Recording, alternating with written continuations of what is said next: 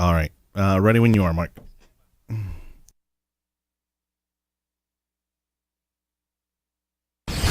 AM 1380, The Biz, the Wall Street Business Network.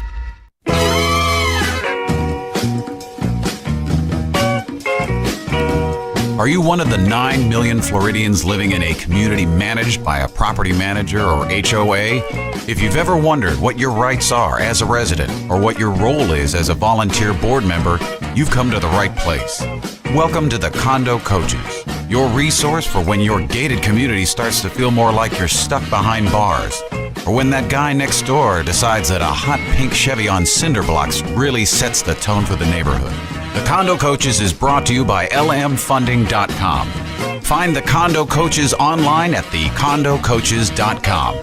And now your host, Johnny Torres. Hello, everybody. Thank you so much for listening, watching the Condo Coaches radio show. Broadcasting live on Facebook, typically Mondays around 1 o'clock if you want to watch us live, and send us your comments and your questions that way. You can also listen to us on any of the great radio stations that we're broadcasting from across the state of Florida. For a list of those stations and airtimes, you go to thecondocoaches.com. That's thecondocoaches.com. You can also find every single episode, and I'm not joking, every single episode online at Facebook or YouTube. If you go to the Condo Coaches, just search the Condo Coaches. You'll find all of our episodes. Or if you're more of an audio listener, if you like podcasting or audiobooks and that sort of thing, we, of course, have our podcast version that you can find on iTunes, SoundCloud, and all these great podcasting platforms. And we love bringing this show to you every single week. Now, if you're listening for the first time and you're unfamiliar with the Condo Coaches, we are a team of volunteers here sharing our expertise, our knowledge, our experience to help you run your community or neighborhood association effectively, efficiently, and on budget. So homeowner associations, condo associations, that's what we talk about around here. And joining me for every episode, head coach Dean Akers. Hello, Johnny. How are you today? Doing phenomenal. Another great weekend in the state of Florida. It is November, but you sure wouldn't know it. It was a nice warm weekend. Oh, it's crazy. Almost made it to the pool this weekend. Yeah. didn't quite get there, but maybe next one. Well, I was going to sit out this weekend, and fortunately, I couldn't sit out. That's why we have our guest on today. Those dive bomber mosquitoes haven't been wiped out by the cold weather yet. Yeah, exactly. We got like this one cold front, but didn't quite do the trick. No, I live on a marsh area in South Tampa. Yeah. And so I think the mosquitoes just live there 24/7. They just have a big house there. Well, and in talking to our friend Oscar, who joins us on the show today, we were saying that not only obviously is Florida swampland, but then we go ahead and we make our own swamps in our backyards, with retention ponds and lakes and all that sort of thing. And so certainly not helping the matter. No. But as we just talked about a little bit, joining us today, Oscar Dominguez. He's our mosquito expert for today. Hello, everybody. Thank you so much for being on the show, Oscar. You're welcome. My pleasure. And, and so your background a little bit, you come from Texas. So you're establishing kind of your roots here in Tampa. So I know the homeowner associations and condo association, all that's a little bit foreign to you, right? Not a lot of that over in Texas? Oh, we do have them. Not as much as in Florida. Right. Okay. So typically the way we open the show is we dive into our mailbox and our social media profiles. We answer some of the questions and issues that the listeners send us. And so feel free to chime in if you've got a couple cents you want to add. First, we're going to dive right into a Facebook message from Chuck Lupo.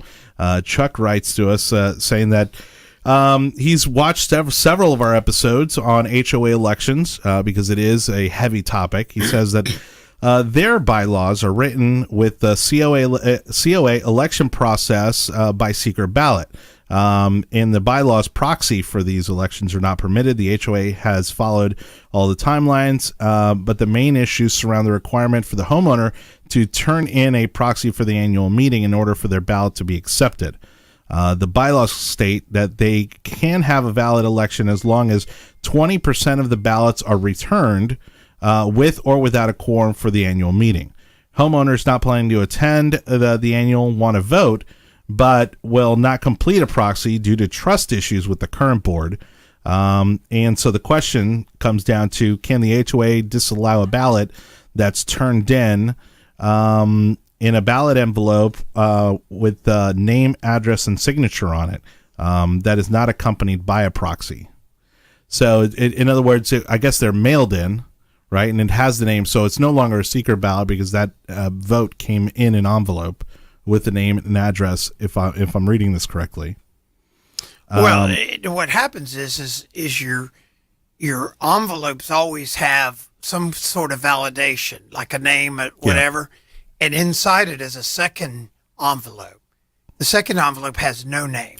Yeah. So now he quotes here, I guess it's statute 720.3068B, which we might have to look that up in a break. But so what's his real question? So he's saying, can they disallow it? So if they send it in the way you're supposed to, again, it's mailed in, and then there's a second envelope on the inside with no name or anything, can the HOA still disallow it?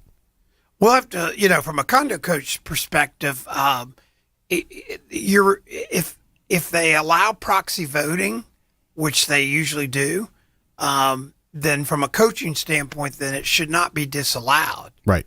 Because it seems like they followed Protocol. kind of the protocol there. But I can reach out to him. Did he give us a phone number? And I can have one of our condo coach lawyers actually call I'll get it from him. The second question is the management company allowed to... Can I interrupt you? Sure, yeah. One of the things that he has in there that goes back to what we talk about almost weekly is the trust issues. Yeah. Yeah. I mean, that's, again, the biggest issue we find. Well, and so it's almost doubling down on the situation because people are not voting because they don't trust the board. But yet, if they did vote, maybe they could actually resolve some of those trust issues. Well, I had this brought up at one of my presentations recently. So everybody's arguing about the trust, proxy, everything else, and the voting and whatever. There wasn't anybody running. Oh, geez. So at the end of the day, the current board was going to be seated anyway. Right. So it's kind of like everybody's arguing, but they're arguing about nothing. Sure, because it didn't change anything. It doesn't matter. Right. Yeah. So I think that, again, you get a lot of this dysfunctionality or whatever the proper term would be just through communication and transparency and trust. And that's what they need to do. They need to double down on that communication, transparency in order to build up that trust.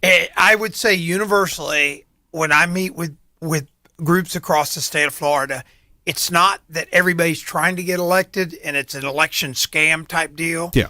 It's they don't even have people running. That too. That's a big problem. So we'll reach back out to him and see what we can do. Well, and again, 1 minute you're the nice, friendly neighbor now, and then the minute you join the board, all of a sudden you're the enemy. When again, these people are volunteering their time and their efforts, and to try to make the community a better place. I'm not saying that there aren't people that have their own agendas, in some cases, but again, I mean, if you're not trying to solve the problem, you're part of the problem. Well, this next year, we're actually taking the Condo Coach Day of a Board Member. Yep. We're going to take it across the state and have individual seminars as opposed to just trade shows. Perfect. We've had so much good feedback from it, and I don't think anybody maliciously wants their association to be dysfunctional. No, of course not. So at the end of the day, it comes down to communication, trust, and transparency. Yeah. And when you define that, we just had a big group board meeting, and they were talking about, how do we trust people? How do we do all this? And we talked about the open-ended questions and just getting dialogue going and being specific. That's another big issue. Yeah. I got to tell you a condo coach story. Well, hold on. Let's get through this Chuck, because Chuck's got a couple of follow-up questions. He goes, is the management company allowed to open the outer envelopes prior to the annual meeting and separate the ballot envelope, placing it in an open cardboard box? I don't see a problem there because it's a neutral party removing the anonymous envelope and placing it, in a box to then be counted. Yeah. As a vote. If somebody doesn't trust, you can get an election monitor. Right.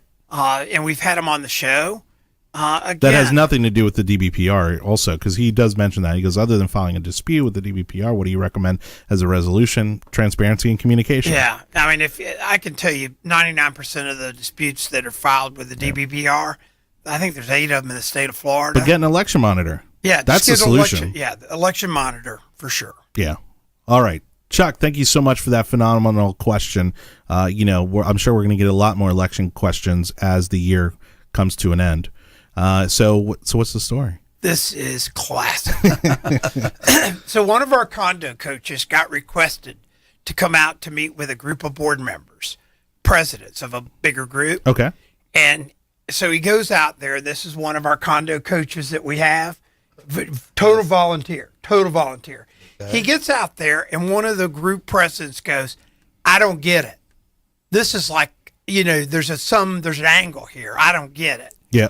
And our particular volunteer goes, what do you mean you don't get it? I can't believe you're really volunteering. And this guy is so sharp. He looks at him, he goes, sir, he says, I've volunteered twice in my life. Once as a condo coach, and secondarily, I'm a 2-term Iraqi Marine. Oof. I was on the first group that invaded Baghdad. I lost half my company in a roadside bomb and everything. And he goes, I'm not even so sure that wasn't a better volunteer gig than listening to you. Accusing him. And I go, all our people are volunteers. Yeah. That's brutal. Oh, but, of course, it's a natural skepticism of our society, I think. I think so too. Just years of people getting screwed over. For the video watchers, you could hear a pin drop, a literal pin after that, because these guys were so embarrassed. And that's the thing. Our volunteers are out there for the right reason, to help associations, and 99 that's never happened before, but I thought it was a classic. I volunteered for the Marines to protect your civil liberties. Right. And here they Semper are. Fi. Yeah. Semper Fi. And this, but I'd rather be that than a condo coach. Well, we got lots more questions from our mailbox coming up. And, of course, we have our guest, Oscar Dominguez, our Mosquito expert for today's show. Head coach Dean Akers. Again, if you want to be a part of the show, you got an issue, a question regarding your homeowner or condominium association, there's a few ways that you can reach us. One of them is via phone. We do take phone calls, 813-331-5415, 813-331-5415, or to end up in our mailbox. Help at thecondocoaches.com is our email address. That's help at thecondocoaches.com. Segment 2 of the Condo Coaches radio show coming up right after this. Contact the Condo Coaches online at thecondocoaches.com. More of the Condo Coaches is coming up next. Thanks, Julie. And coming up next, is there rain in your weekend forecast? We'll find... Hey. Hi. It's been a while. Great place and nice neighborhood. You must have a strong community association board. Thanks. I guess so, but I don't pay any attention to that stuff. Seriously? How do you know for sure the board and community manager are making the right decisions to protect your investment? I don't, but what am I supposed to do? You can get involved and connect with CAI. CA what? CAI, Community Associations Institute, they're a nonprofit group that has helped us build a great community. They have free resources for your association board, professional training for community managers, and helpful information for homeowners. Thanks. I'll definitely do that. Is the time and investment you have made in your home and community protected? Be a smart homeowner and visit CAI at responsiblecommunities.com. Welcome back to the Condo Coaches, online at thecondocoaches.com. Here's your host, Johnny Torres. Thank you again for listening, watching the Condo Coaches. Again, you can find every episode at YouTube. That's right, the youtube.com. Go there, search Condo Coaches. Or you can also go on Facebook. On our Facebook page, we also have every episode where we broadcast it live.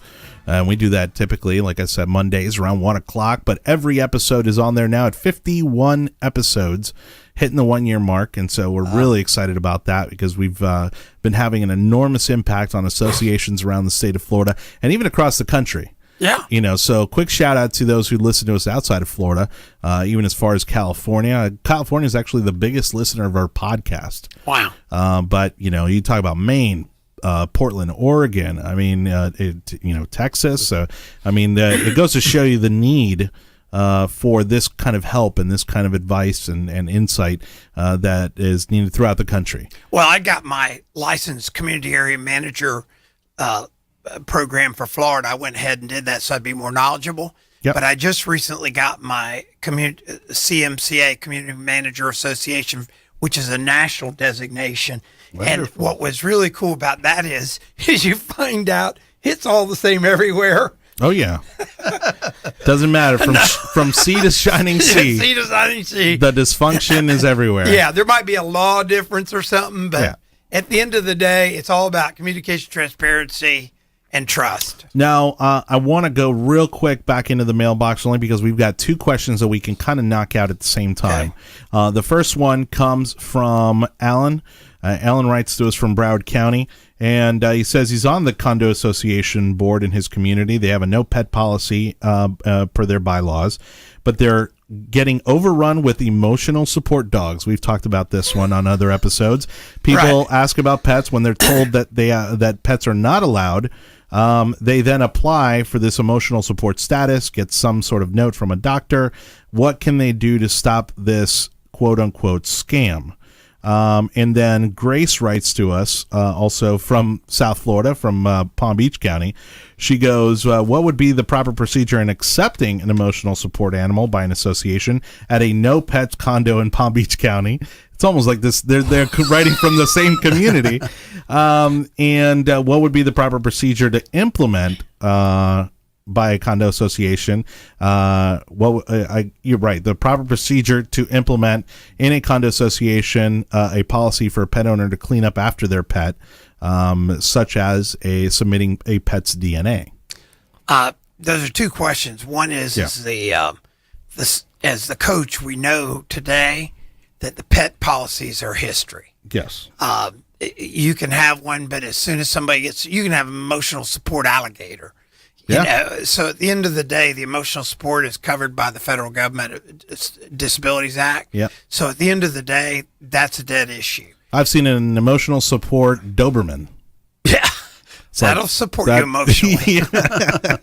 Tell me about it. But so that's kind of a dead issue as far as people really fighting that. It's a no-win. At that point, you just got to amend them to make it accepting, and try to, again, just try to fence that issue in. And as we had with our guests last week, there are still some boundaries. Mm-hmm. Like pets are still not allowed to be in a pool no matter whether they're emotionally supported or not. That's right. Remember that? Based on our show last week. Yeah. Mm-hmm. They're still not allowed in a pool if it's a pool for humans to now, swim they can in. be around the pool. Yeah, be but around not it, in the pool. Not swimming. Now, obviously, dogs jump in occasionally, but it's not allowed.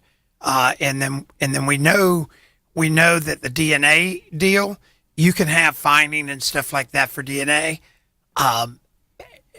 That's almost a bigger project. I almost say just pick it up, Right. Be, heavily enforced picking up after your pets. Yeah. Or if it's a major problem, maybe there's a service that's added on for the community to have somebody come in and look for pet droppings, to pick up.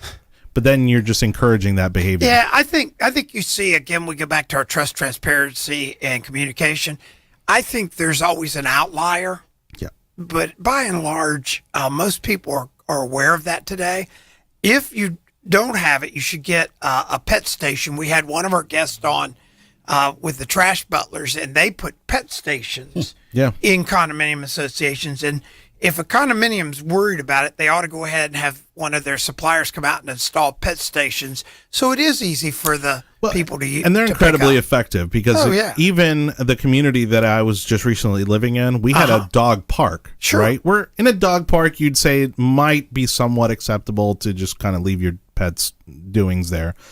But they had 2 pet stations inside the dog park. So guess what? Everybody picked up after their pet, even inside the dog park. Well, sure. You don't want your pet walking through all that stuff. Or eating it or whatever. Yeah. So at the end of the day, it's just common courtesies and stuff. There's always going to be an outlier that's not going to do it. But I would recommend getting pet stations.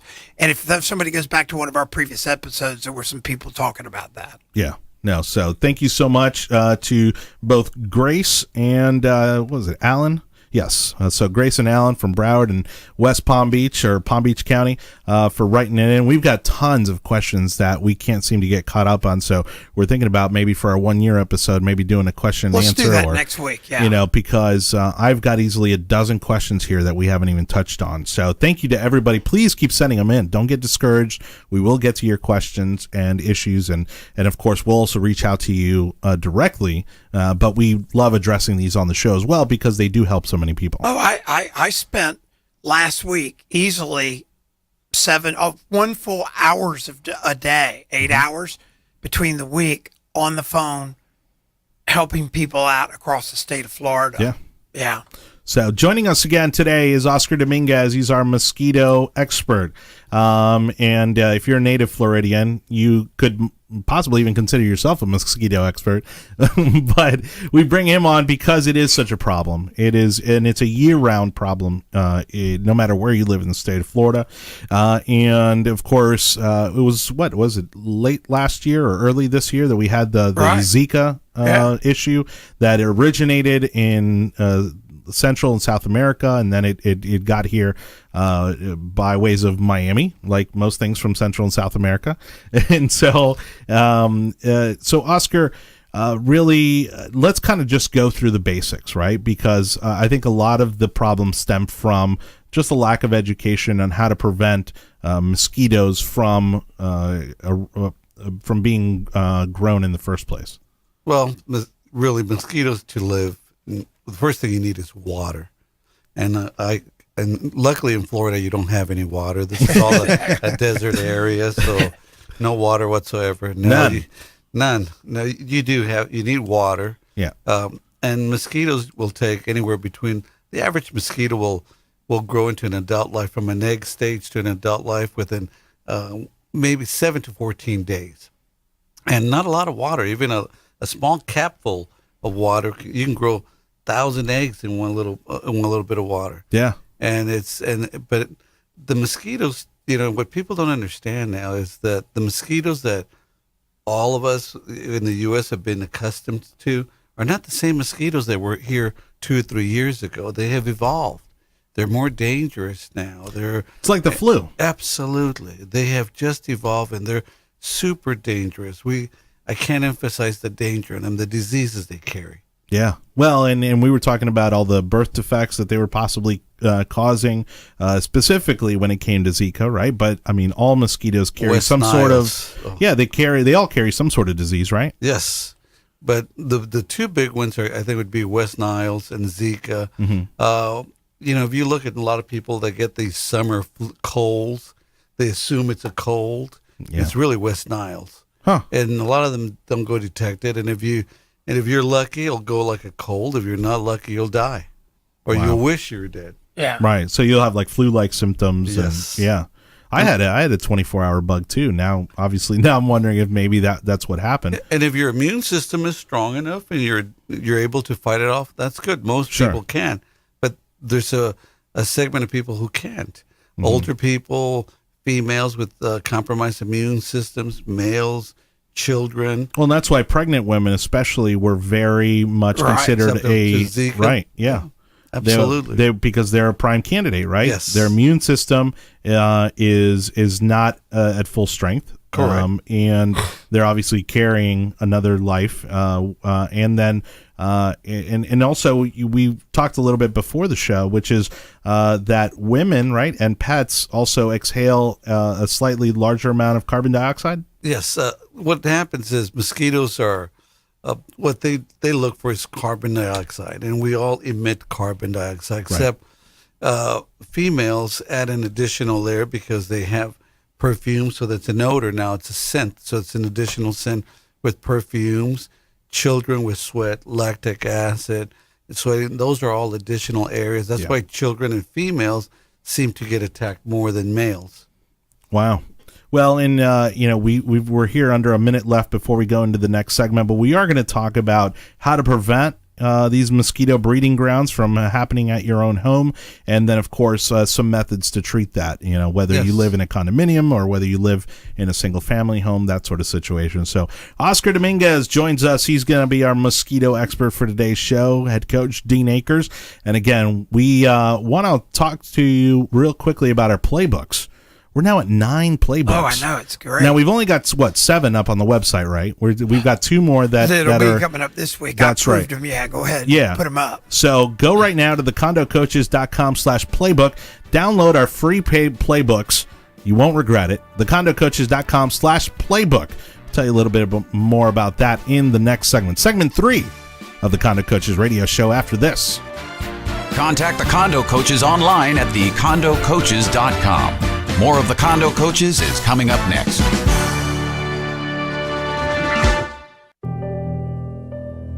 Life is full of bittersweet transitions.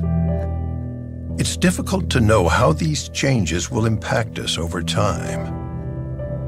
For some people, difficult transitions like retirement, divorce, or loss of a loved one can hit harder than expected and may contribute to feelings of hopelessness or even thoughts of suicide. The risk of suicide is even higher for men over 50 who served our country. Guys like me. That's why support from friends and family makes such a big difference. Every day, your actions could help save a life. Together, we got this. Learn how you can help save a life at veteranscrisisline.net.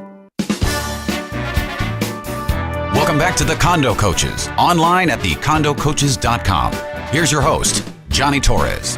We were talking about our playbooks at the end of the last segment, and if you haven't checked those out, man, that is a wealth of information that is absolutely free for you to download at thecondocoaches.com/playbook. That's thecondocoaches.com/playbook, and these booklets consist of just about everything you need to know, whether you're serving on the board at your homeowners association or even if you're a resident. It's great insight as to everything that's involved with running a community on a daily basis. I got to tell you, we did a show this past week over in Orlando, and we had the books there. And you could tell this dichotomy of boards and residents. Sure. Because the boards that were coming through, they go, oh, that's a cool book. Oh, wow, that one shows us about finance. And I go, well, here's our 7th book. It's for residents. And they open that up and they go, oh, my God, can we get 100 of these? No, you need to go online, but they want to hand them out. We actually have boards now that have talked about giving new residents that move in a Condo Coach residence book that talks about all the condominium HOA type issues that you run into as a resident. Well, and that's why we knew these books were going to be incredibly valuable, which is why we made them digitally available. So when you go to the condocoaches.com/playbook, you fill out a form. We just ask you a few questions to make sure you're a living, breathing human being. At that point, we not only email you with a link to each of the booklets, but then even right there while you're on the website, you can download those 7 booklets. Oh, that's awesome. And again, we have people that also like the hard copy, but it's getting real expensive to print out all those hard copies. We're at 7,000 printing now. That's unbelievable. We have printed 7,000 copies. In less than a year. Yeah. Which is unbelievable. I mean, there's authors that wish that they could sell 7,000 books. Yeah. It's and now, when we first started, it was like, what do you guys do? Yep. Now we have the one in Orlando this past week. People were stopping by. I've listened to you on the radio. Can I get some playbooks? Even though you can download them, there's something, everybody likes that feel, which we'll still mail them out. Yeah. So if they'll email us, we'll mail them a set of books out. Or you have a condo coach drop them off. Oh, yeah. We've had condo coaches drop whole groups off to boards. Yeah. But feel free to forward that email. Feel free to email those files to your residents. Those links on that email are good. Once you get them, that link always works. Yeah. So feel free to take those links and share them with your fellow residents or fellow board members because they can download them or open them and read them as often as they want. Yep. So Oscar Dominguez joining us. We're talking mosquitoes, and we were talking, of course, of not only the health issues that come along with the mosquitoes, but now we're going to get into a little bit more the solution side of things as to how we can prevent and treat these kind of situations from happening. Of course, as you said, we're surrounded by water, and so it's an ongoing battle. It's something that's never going to go away. But really, more so than, people like to worry about the ants and this bug and that bug that's making their grass yellow. Or none of that matters. What matters is these mosquitoes that are carrying illnesses, and they're going to infect you if you allow them to get to you. And give us some. First of all, let me kind of interject this.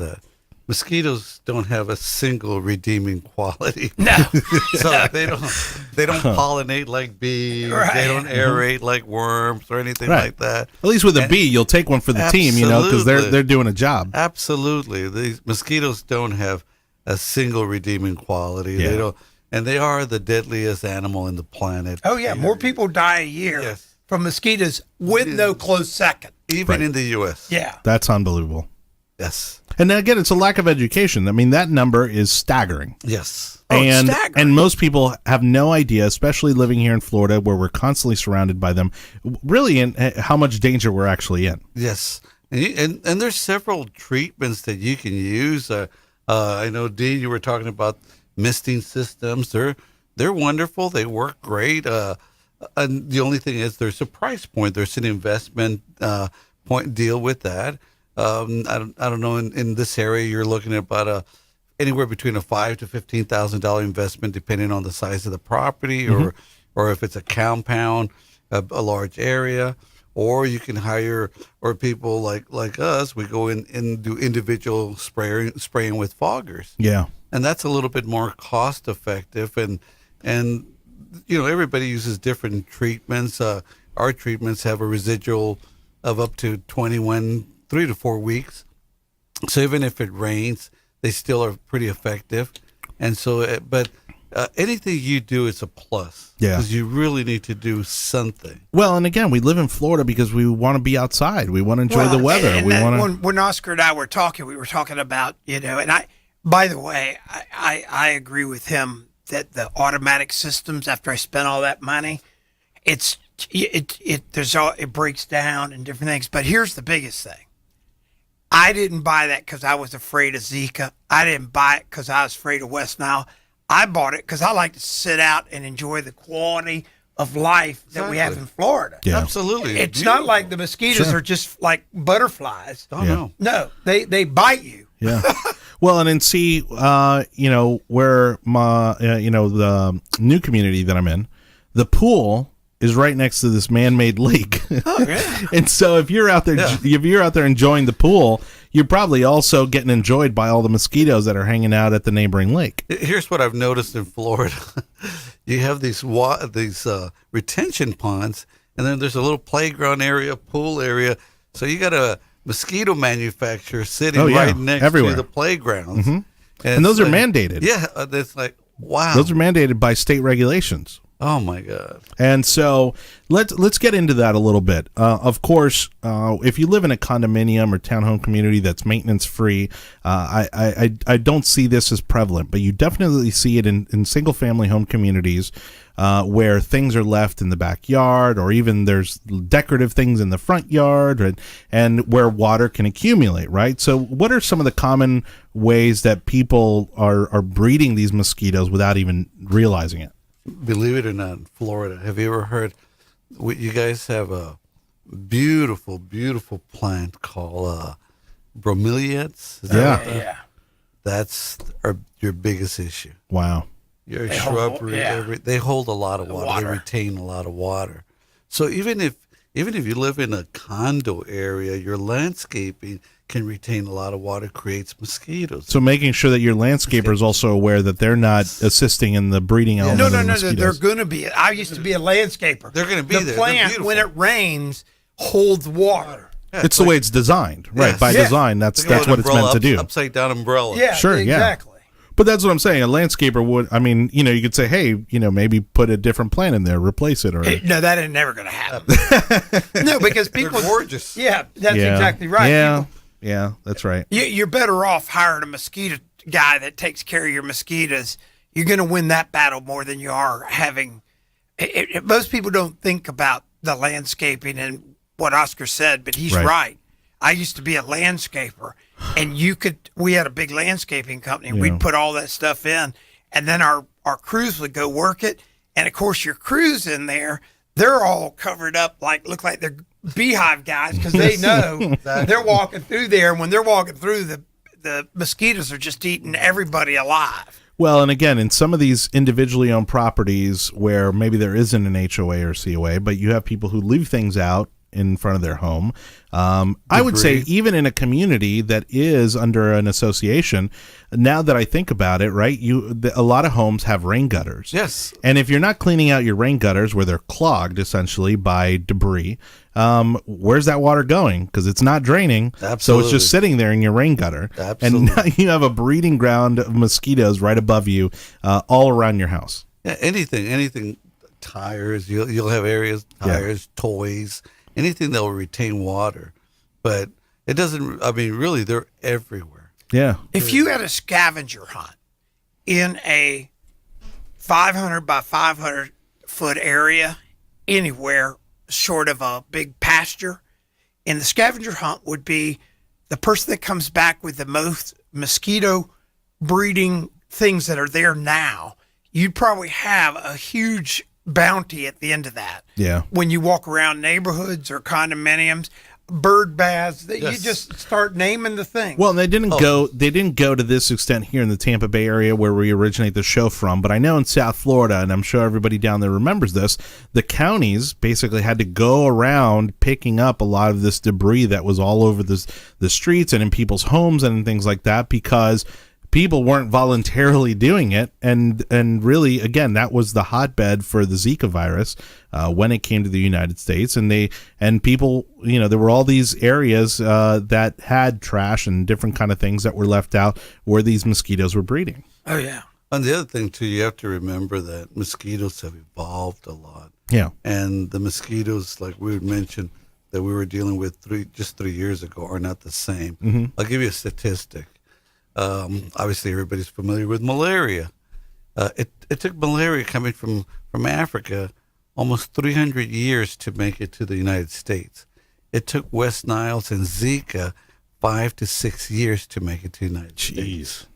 And that's because our world is a lot smaller. People commute all over the place. Yep. We have air cargo. We transport stuff. So we're bringing in all these. It's a global economy. Absolutely. So we're bringing in fruits and vegetables and all kinds of stuff from all over the world. And mosquitoes are just they're the transporters. So if they bite an infected host, whether it's an animal, a person, or anything like that, they're the carriers for that.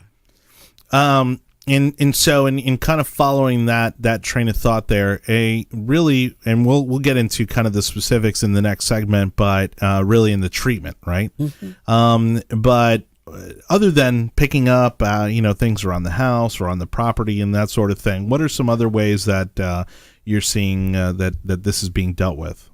Well, there's a lot of people deal with them in different ways. Different mm-hmm. communities are very serious about vector control. They have a 311 number to report areas that have been where a property owner has neglected that property. So call your mosquito control. Absolutely. By the county. Okay. We work with them very closely, and we'll report any abandoned areas or areas that have not been taken care of. Okay. Or if it's a community area, let's say, for example, that's mandated by the city, the state, and it hasn't been taken care of or hasn't been treated, we'll ask for records. When was the last treatment they did? Okay. What they treated, and so we know what the residual effect was.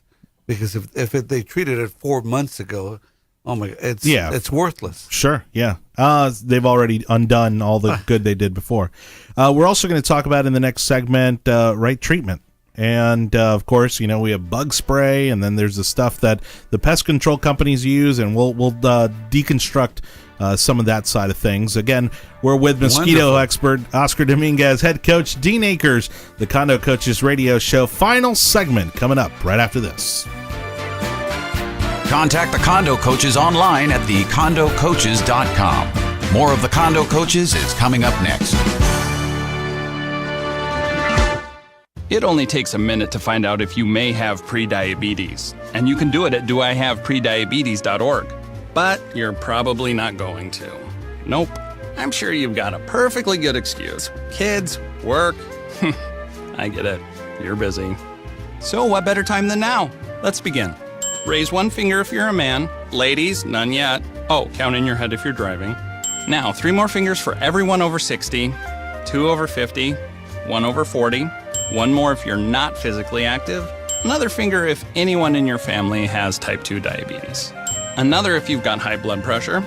If you're overweight, raise another finger, 2 if you're very overweight, and 3 if you're really overweight.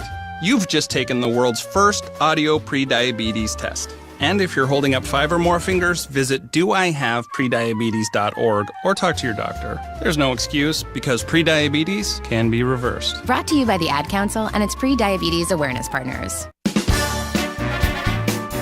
Welcome back to the Condo Coaches, online at thecondocoaches.com.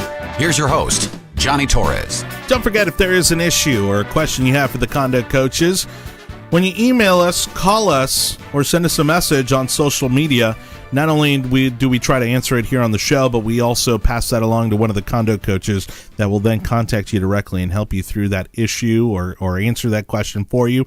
So make sure to reach out to us at any time on social media 24/7. And again, we try to be as responsive as possible. And the better ways, I will say, of getting a hold of us is through our website, thecondocoaches.com. thecondocoaches.com. You can also email us, help@thecondocoaches.com. That's help@thecondocoaches.com. Or call us. You can call us, leave us a voicemail, and we'll call you right back and get that condo coach best suited to help you with your problem at 813-331-5415, 813-331-5415. Joining me as always, head coach Dean Akers and our guest mosquito expert Oscar Dominguez. We're having a great time actually here talking about the state bird, the mosquito.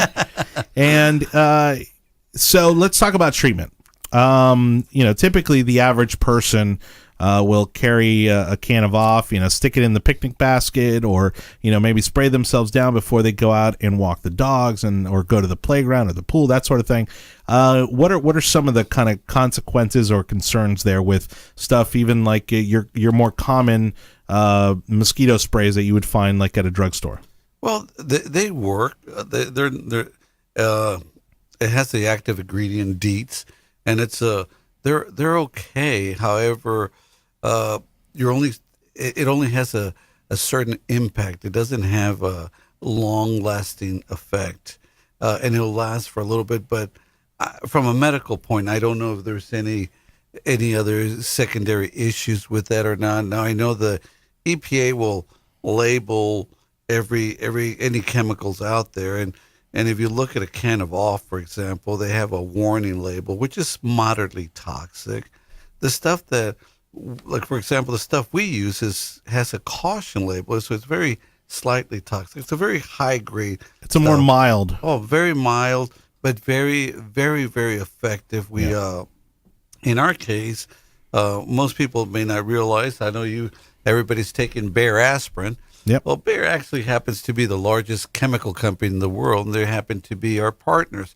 We're the only ones that are endorsed by them. Yeah. And so so we work with them closely. We have entomologists in our team. They have entomologists in our team. So the chemical industry isn't just sitting on their laurels here. They're trying to continuously come up with better ways to combat these mosquitoes. Yes. Well, and like you said, they're evolving too, right? So just like the flu vaccine, they need to change it every year because the virus changes as well. And everybody wants to do some form of treatment, whether it's wearing long sleeves, protecting your children is a big deal, your pets.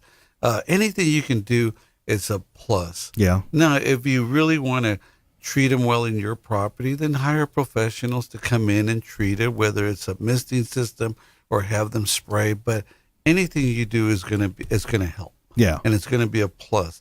But you need to really take care of yourselves. And the chemical compound that's also that seems to be most effective for mosquitoes, I think, also treats some of the other pests that you see in lawns and like for example, some of the chemicals we use have an additional benefit of it helps for ticks and flies. It controls flies, and we're only dealing with small insects. So but it helps with there's an additional benefit to that. We're not out there to harm any kind of beneficial insects like bees or anything like that. So we're only dealing, if you hire a professional, they're only going to deal with one specific deal. That's literally mosquitoes. Yeah. And so do you see this as a growing trend, that this is becoming a problem, or is it kind of a plateau right now? I mean, what's kind of the current situation in terms of mosquitoes, and specifically here in the state of Florida? And again, this is my own personal opinion, and I've been in several classes throughout Texas and Florida, and in Miami especially, we are having a huge outbreak of mosquitoes, and a lot of the stuff that we're dealing with, it hasn't worked as good anymore.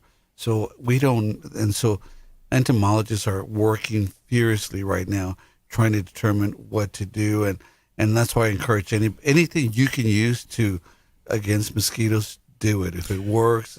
The garlic stuff, it's all myth. They don't really work. The bats, they don't really work. And does an increased storm season like we've seen, with the hurricanes and all that, does that exacerbate the problem? Yes, huge. Yeah, that's a huge problem. In Texas, obviously, we had Hurricane Harvey, and then you guys had here Hurricane with Irma. Yep. So in Texas, we had the U.S. military had to spray several areas of Houston because it just stirred up everything all the way up to San Antonio. Well, and they were flooded for days. Yes. Yeah. Oh no, it's a huge problem. I feel I was just looking at a news story on Puerto Rico right now.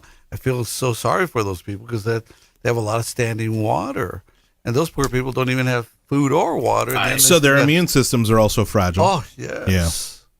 Well, I mean, and I even heard of a case where a gentleman got a tooth infection and ended up dying from a tooth infection because his immune system was weak, and of course, their infrastructure is still in shambles. Well, I've got to interject. I would say that a lot of the boards I meet, they don't even know what they don't know. So having Oscar on today is to create an awareness that there is solutions other than a can of spray by the pool. Yeah. There are companies like his company and other companies that can go out and help you with this issue where you can put it to bed that you're not worrying about it. And is that something that you guys do typically if someone, brings you into their community? Do you go and look around for problem areas where they could be breeding grounds? Yes, we have every mosquito company does this or should do this. We call it integrated mosquito control. We assess the area.